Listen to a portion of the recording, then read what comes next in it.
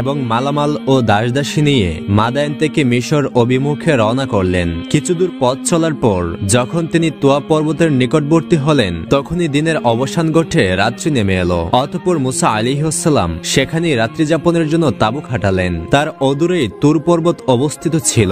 এই সময়ে হযরত মুসা আলাইহিসসালামের স্ত্রী সফুরা অন্তঃসত্ত্বা ছিলেন।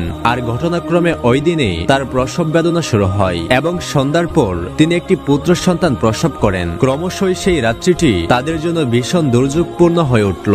গাঢ় মেঘে চারদিক অন্ধকার হয়ে এলো এবং দেখতে দেখতে প্রবল বৃষ্টি ও ঝড় হাওয়া শুরু হলো। হিমেল বাতাসে মুসা আলাইহিসসালামের স্ত্রী সফুরা ঠান্ডায় কাঁপতে লাগলেন।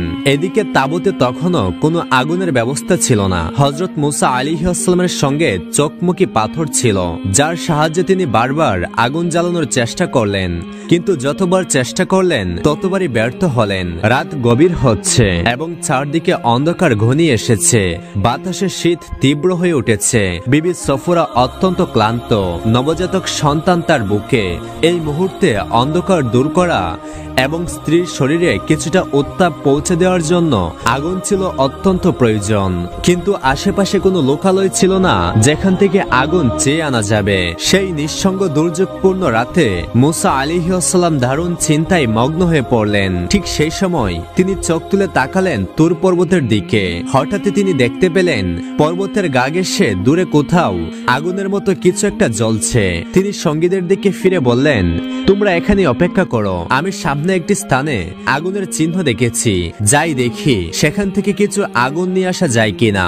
যদি আমি সেখান থেকে কিছুটা আগুন নিয়ে আসতে পারি, তবে আমরা সেই আগুনের মাধ্যমে শীত নিবারণ করতে পারবো। আর হয়তো সেখানে কাউকে পাবো যার কাছ থেকে সঠিক পথের সন্ধান জেনে নেওয়া সম্ভব হবে। এই কথা বলে হযরত মুসা আলাইহিসসালাম সেই রহস্যময় আলোর দিকে ধীরে ধীরে নির্ভয়ে এগিয়ে চললেন। তার দৃষ্টিতে ছিল আগুন, কিন্তু তকদিরে ছিল আলোর চূড়ান্ত উৎস, আল্লাহ রাব্বুল আলামিনের পক্ষ থেকে আগত এক মহান আহ্বান। তিনি যখন তুর পর্বতের চূড়ায় উপনীত হলেন, তখন হঠাৎই তার হৃদয় কেঁপে উঠল এক অলৌকিক অনুভবে।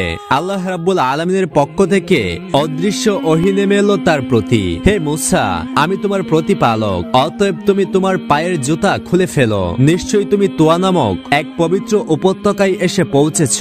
আমি তোমাকে মনোনীত করেছি। আমি তোমাকে সাধারণ মানুষের মধ্য থেকে বেছে নিয়েছি তোমাকে পয়গম্বর করার জন্য। অতএব এখন তোমার প্রতি যে প্রত্যাদেশ করা হচ্ছে তা মনোযোগ সহকারে শ্রবণ করো। আমার প্রত্যাদেশ এই, আমি আল্লাহ, আমি ছাড়া আর কোন উপাস্য নেই।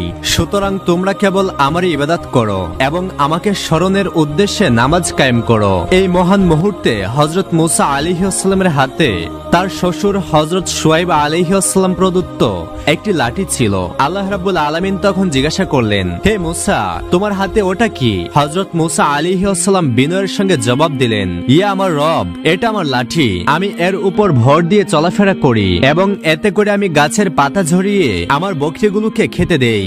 এছাড়াও আমি এই লাঠি দিয়ে আরো অনেক প্রয়োজনীয় কাজ করি। এরপর আল্লাহ রাব্বুল আলামিন বললেন, হে মুসা, তোমার লাঠিখানা মাটিতে ফেলে দাও। হযরত মুসা আলাইহিসসালাম আল্লাহর হুকুম পেয়ে লাঠিখানা মাটিতে ফেলে দিলেন। সঙ্গে সঙ্গে সেই লাঠিটি এক বিশাল অজগর সাপে পরিণত হয়ে গেল। এটা দেখে হযরত মুসা আলাইহিসসালাম ভীত সন্ত্রস্ত হয়ে পড়লেন।